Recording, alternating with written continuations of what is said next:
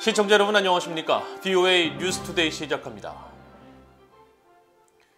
미국이 북한에 잇따른 탄도미사일 발사와 관련해 제재 대상에 올린 북한 국적자 5명을 유엔 안보리 제재 대상자로 지정하는 방안을 추진하고 있는 것으로 확인됐습니다. 미국은 결의안 채택이 아닌 유엔 안보리 대북제재위원회를 통해 이번 조치를 시도하고 있는데 토니 블링컨 국무장관은 북한 행동에 상응한 결과에 집중하고 있다고 밝혔습니다. 첫 소식 함지하 기자가 보도합니다. 북한의 미사일 부품 조달에 관여해 미국의 제재 명단에 오른 북한 국적자들을 유엔 안보리 대북 제재 대상에 포함시키는 방안이 추진되고 있습니다. 미국 외교소식통은 13일 VOA에 미국은 재무부가 제재한 개인 5명을 유엔의 제재 후보로 올렸다면서 추가적으로 국무부가 제재한 개인 2명과 러시아 회사 한 곳에 대해서도 유엔의 제재 후보로 올리기 위해 파트너들과 계속 조율하고 있다고 밝혔습니다. 앞서 미국 재무부와 국무부는 지난해 9월부터 최근까지 이뤄진 6차례 북한의 단거리 탄도미사일 발사에 대응해 러시아와 중국에 근거지를 두고 있는 북한 국적자 6명과 러시아인 1명, 러시아 회사 한 곳 등을 전격 제재했는데 미국은 우선 이들 가운데 북한 국적자 5명을 유엔의 제재 대상자로 지목한 겁니다. 앞서 린다 토머스 그린필드 유엔 주재 미국 대사는 12일 자신의 트위터를 통해 유엔에서 추가 제재를 제안한다고 밝혔습니다. 구체적으로 어떤 제재를 추진하는지는 공개하지 않았지만 미국이 북한 국적자들을 유엔의 제재 후보로 올리면서 유엔에서의 추가 대북 제재 조치가 추진된 겁니다. 유엔 안보리가 대북 제재 대상자를 추가하기 위해서는 관련 내용을 담은 결의안을 채택하거나 대북 제재 위원회가 해당 내용에 대한 결정을 내리는 방식 중 하나를 택해야 하는데 미국은 대북 제재 위원회 결정을 통해 이번 추가 제재를 시도 중인 것으로 알려졌습니다. 이럴 경우 유엔 안보리 이사국 15개 나라의 만장일치 찬성이 필요하지만 중국과 러시아의 협조가 불투명한 상황입니다. 이런 가운데 토니 블링컨 국무장관은 북한에 잇따른 탄도미사일 발사는 관심 끌기라면서 북한 행동에 상응하는 결과가 있도록 집중하고 있다고 밝혔습니다. So, not only are we sanctioning North Koreans, we are deeply engaged both at the UN and with key partners like South Korea, like Japan, on our response. I think some of this is the North Korea trying to get attention. It's done that in the past. It'll probably continue to do that. 블링컨 장관은 그러면서 한반도의 완전한 비핵화를 향한 진전 방안을 찾기 위해 전제 조건 없이 북한과 관여할 준비가 돼 있다는 점과 북한에 대해 적대적 의도가 없다는 점을 분명히 하고 북한이 관여할 준비가 돼 있는지 기다렸다고 강조했습니다. 하지만 유감스럽게도 북한은 그런 제안에 응답하지 않았을 뿐 아니라 최근 몇 주간 새로운 미사일 시험 발사를 했다면서 이것은 안정을 해치는 것이고 위험하며 여러 유엔 안보리 결의 위반이라고 비판했습니다. VOA 뉴스 함지하입니다. 미국의 유엔 안보리를 통한 추가 대북 제재 추진에 대해 유럽연합 등은 미국과 협력할 것이라고 밝혔습니다. 하지만 안보리 상임이사국인 러시아는 제재가 한반도 문제 해결에 도움이 되지 않는다고 밝혀 추가 대북 제재 채택에 부정적인 입장을 나타냈습니다. 안소영 기자가 취재했습니다.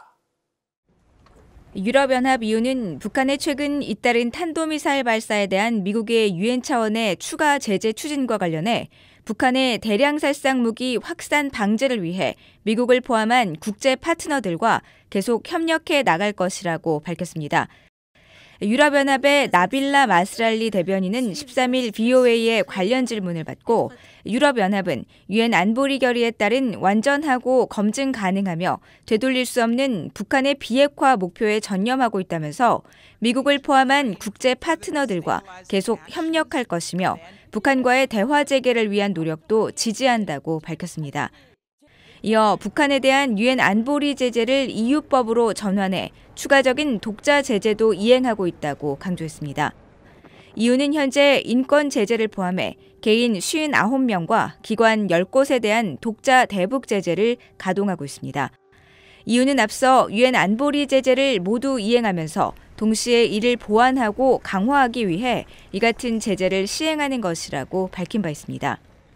유엔 안보리 1월 의장국인 노르웨이 유엔 주재 대표부는 VOA에 미국의 추가 대북 제재 추진과 관련해 언급을 하지 않겠다면서도 대북 제재에 대한 기존 입장에 변함이 없다고 강조했습니다.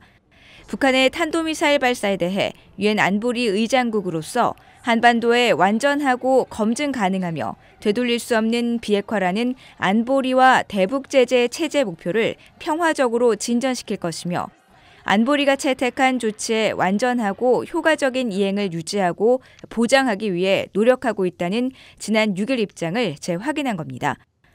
일본 정부는 미국의 입장을 지지하면서 일본 차원의 새로운 독자 제재 여부를 검토하기로 했습니다. 일본 정부 대변인인 마스노 히로카즈 관방장관이 13일 미사일 부품 조달과 관련해 북한 국적자 6명 등을 추가로 제재한 미국 결정에 지지 입장을 밝히면서 납북자 문제와 핵, 미사일 등 모든 현안을 종합적으로 해결하기 위해 일본 정부도 새로운 독자 제재 부과 여부를 검토할 것이라고 말했습니다. 반면 안보리 상임이사국인 러시아는 새로운 안보리 대북 제재 추진에 부정적인 입장을 밝혔습니다. 유엔 주재 러시아 대표부 측은 이날 VOA의 관련 질문에 제재는 한반도 문제 해법으로 도움이 되지 않는다고 밝히고 미국의 추가 대북 제재 관련 제안에 대해 알지 못하지만 만약 대북 제재 위원회에 제출되면 철저히 검토할 것이라고 밝혔습니다. 동시에 한반도 문제는 정치적 해법 외에 대안은 없으며 제재는 도움이 되지 않을 것으로 믿는다고 밝혀 안보리 차원의 추가 대북 제재에 부정적인 입장을 분명히 했습니다. 안보리의 제재 결의 채택은 안보리 이사국 15개 나라 가운데 9개 나라 이상이 찬성해야 하며 상임이사국인 미국과 영국, 프랑스, 중국, 러시아는 모두 찬성해야 합니다. VOA 뉴스 안소영입니다. 미국 하원 외교위원회 아테소이 공화당 간사인 스티브 차봇 의원은 북한의 최근 탄도미사일 시험 발사들은 김정은 국무위원장이 한반도 평화를 다시 한번 조롱한 것이라고 비판했습니다. 차봇 의원은 12일 북한의 최근 잇따른 탄도미사일 발사와 관련한 VOA의 질문에 김정은은 최근 미사일 시험 발사로 한반도 평화에 다시 한번 콧방귀를 뀌었다고 비난하면서 탄도미사일 시험 발사를 늘리고 새로운 역량을 키우겠다는 김정은의 무모한 결정은 영내 안정을 해치고 국제사회의 의지를 저버리는 것이라고 비판했습니다. 차봇 의원은 또 북한의 이런 도발에는 추가적인 제재와 김정은 정권에 대한 압박 강화가 요구되며 미국은 한국 등 동맹들과 긴밀히 협력하고 강력하며 일치된 방어 태세에 대한 지원을 계속해야 한다고 강조했습니다. 한국 정부가 추진하는 종전선언은 비핵화 진전을 위한 평화 구축의 일환으로 시도할 가치가 있지만 북한의 대응과 문재인 정부의 임기가 얼마 남지 않은 상황을 고려하면 실질적인 결과를 기대하기는 어렵다고 한국 여당 대선 후보 캠프 인사가 밝혔습니다. 한국 더불어민주당 이재명 후보 캠프의 실용 외교위원장을 맡고 있는 위성락 전 러시아 주재 한국 대사는 13일 워싱턴의 전략국제문제연구소 CSIS가 주최한 한국 대선 후보 외교정책 관련 화상대담에 출연해 이같이 말했습니다. 위 전 대사는 이어 북한의 거듭된 탄도미사일 발사는 북한의 행동에 변화가 없다는 점을 재확인하는 것이라면서 이런 상황에서 미국과 한국은 대북 억지력 재확인과 함께 북한의 도발 방지와 대화 재개를 위한 협상 패키지를 준비해야 한다고 강조했습니다. 미국 민간연구소인 우드로 윌슨 센터의 수미테리 한국 담당 국장도 이날 북한이 극초음속 미사일을 발사하고 미국이 새로운 대북 제재를 부과하는 현재 기류에서는 종전선언이 실현되기 어렵다면서 북한은 앞으로도 미사일 발사를 계속할 것이라고 전망했습니다. CSIS의 빅터 차 한국 석좌는 어느 정부가 출범하든 북한의 김정은은 한국의 새 정부에 많은 압박을 가할 것이라며 한국 대선 이후에도 북한에 의한 긴장 고조 상황을 타개하기는 쉽지 않을 것이라고 말했습니다. CSIS는 다음 달 11일에는 한국 제1야당 국민의힘 윤석열 후보 캠프에 김성한 외교안보 정책본부장과 대담을 진행할 예정입니다. 존 플럼 미국 국방부 우주정책 담당 차관보 지명자가 상원 군사위 인준청문회에서 북한이 우주 관련 기술과 역량을 계속 추구하고 있다고 밝혔습니다. 플럼 지명자는 13일 상원 군사위원회 인준청문회에 제출한 서면 답변을 통해 이란과 북한은 우주와 우주 관련 기술, 역량을 계속 추구하고 있으며 이는 우주에서 미국과 동맹국, 파트너국들의 이익을 위협할 수 있다며 이같이 밝혔습니다.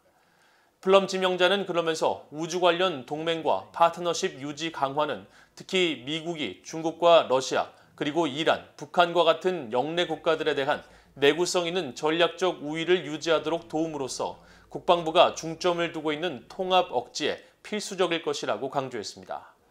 이어 중국과 러시아, 북한 모두 대량 살상 무기와 운반 시스템 역량에 대한 증강 노력을 지속하고 있다면서 이는 인도태평양 지역과 유럽의 전략적 안정성에 직접적인 영향을 미치고 있다고 지적하고 미국은 미국과 동맹국 그리고 파트너 국가들의 큰 위험을 가하는 이런 위협들에 중점을 둬야 한다고 강조했습니다.